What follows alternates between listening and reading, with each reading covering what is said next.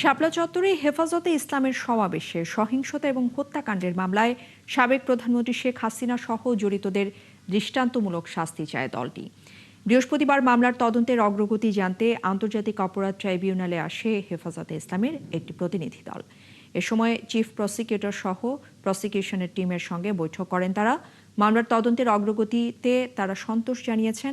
পরে গণমাধ্যমে দলীয় নেতারা জানিয়েছেন, সেদিন বহু মানুষকে হত্যা করা হলেও ভয়ে কেউ মুখ খোলেনি।